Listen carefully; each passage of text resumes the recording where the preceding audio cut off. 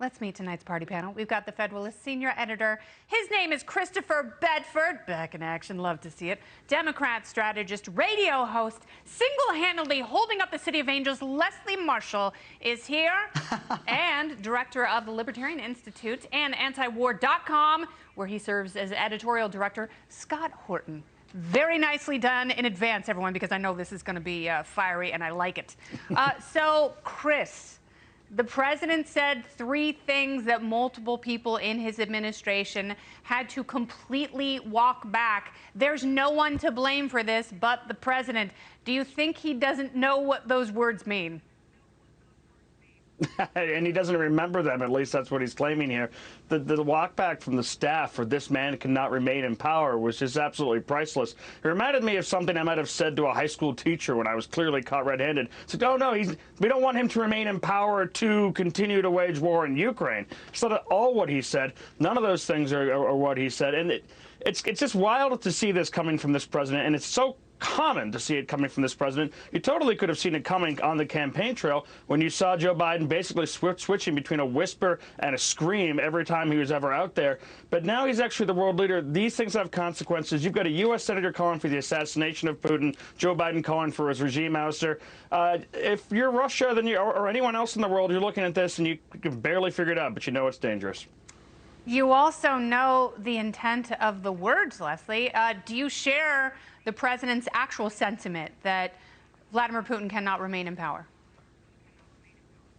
I think the world does. The majority of the world, I certainly think a majority of Americans do, or at least the polling says. Joe Biden keeps saying he's not walking it back because he didn't mean it as a gaffe. One thing we've seen from Joe Biden even before he was president is he shoots from the hip, no malarkey, right? He has talked about this guy being a butcher. He has talked about this guy being a thug. He has talked about this guy being a war criminal. And that is the sentiment of the world. And then you have Dmitry Petrov, who was spokesman for the Kremlin, who basically shrugged his shoulders. He wasn't really had his feathers ruffled about this, and said the people of Russia, very tongue-in-cheek obviously, will decide if there's going to be a regime change in Russia. We know that not to be true. The people of Russia don't have any freedom when it comes to electing or getting rid of Vladimir Putin. And right now, when you look at what's going on and what they may discuss at the table tomorrow between Zelensky and Putin, you don't have, Vladimir Putin is not going to be upset by this. This is not going to change our relationship with them, because this is a man who's very upset that his strategic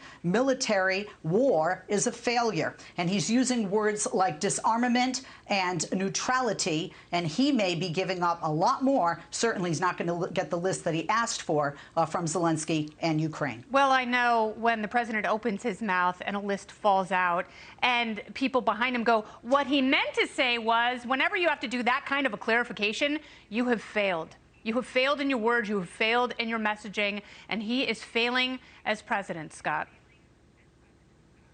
Well, I'll tell you, I mean, it's just insane to think. Here we have a border dispute with Russia on their border, 5,000 miles east of Washington, D.C., and we have absolutely incompetent leadership.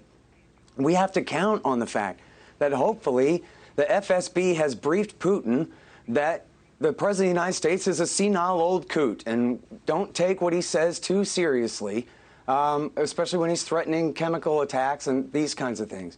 However, Kenny, I got to say, I think his slip-up on regime change there was saying the quiet part out loud. It is American policy, clearly, to seek regime change in Russia. That's part of why they want to prolong this war.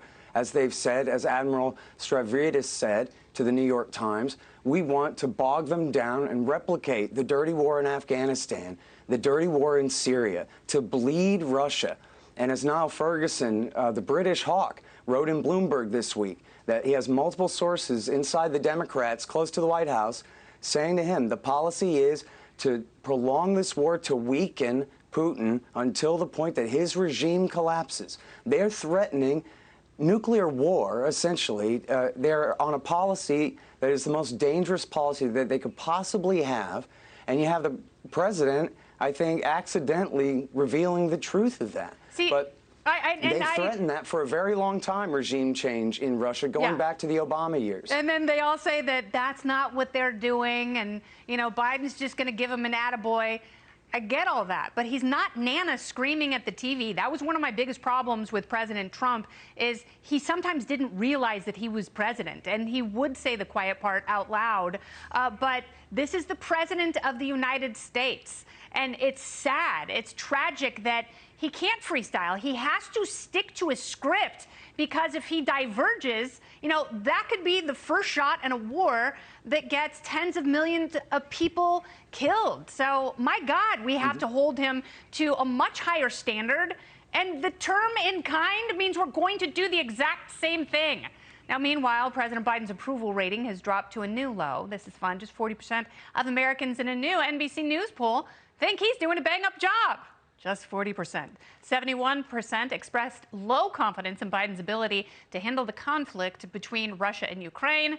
8 in 10 worry the tensions will result in higher gas prices for Americans and maybe even lead to a nuclear war. The poll was conducted before Biden's trip to Europe, but after we saw what happened, could his approval drop even further, Chris?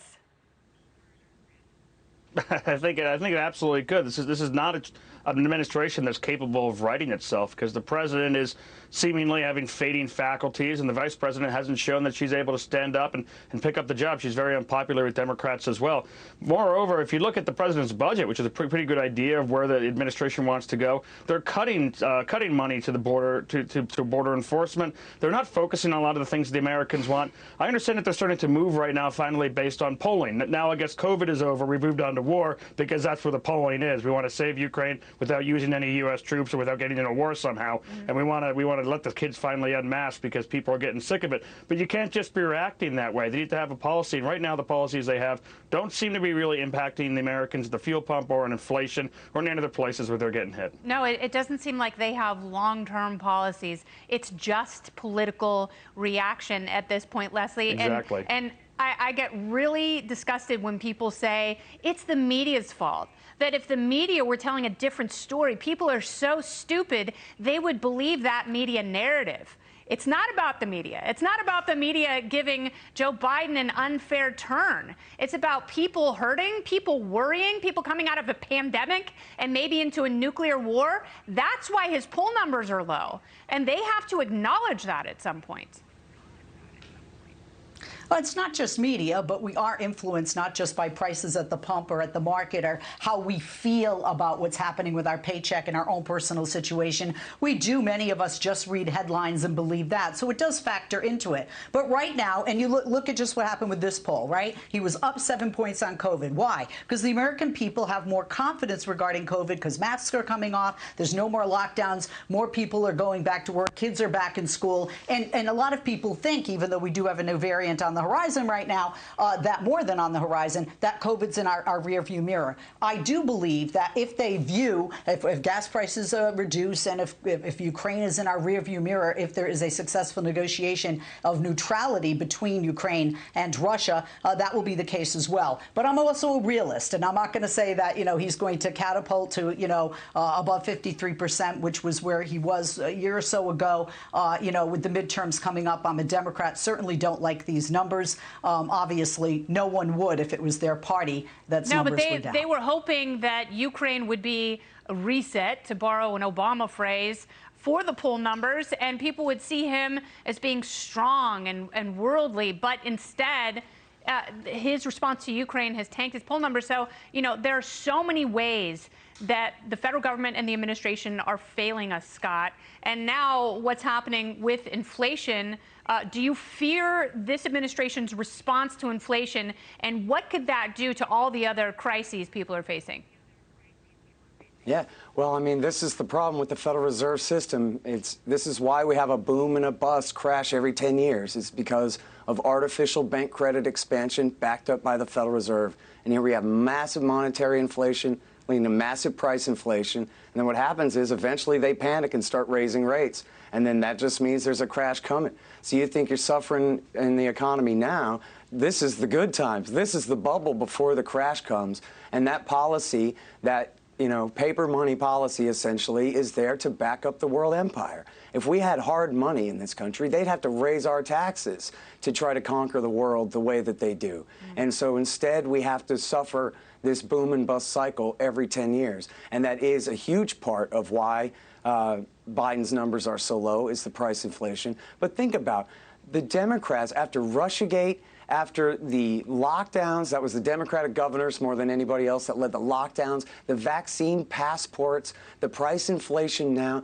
The Democratic Party should be obliterated. And their Russia policy, their reckless policy in Eastern Europe, the Democratic Party should be polling at 0%, and the Republican Party should be running away with everything. The left half of America should have to make a whole new coalition now. But instead, the Republicans can only attack Biden for being too weak on Russia. No, we need a no-fly zone. No, we need to assassinate the president, this kind of thing. Well, that's the Republican Party leadership, but the Republican voters of America believe in America first. Yes. Like Ron Paul and Donald Trump both said, enough of this foreign interventionism. And so I think the Republicans are bad enough on what is the most important issue in the world. They could still lose everything to these Democrats. So, Scott, last question. This is just a softball follow-up. So if we did get back on the gold standard, if we ended the Fed and didn't even talk about regulating crypto, would that put us on a better course? Yes, absolutely. Listen, people should go to Mises.org. I run my own Libertarian Institute, but Mises.org, those guys are the best. The Austrian school economists are the only ones who can correctly explain why the economy booms and busts every 10 years and and destroys the lives of so many people. Mises.org. And that's right. The Austrians also know how to wear lederhosen better. I said it. Party panel, thank you so much for being here tonight. Chris, Leslie, and Scott, you all did a wonderful job. Thank you.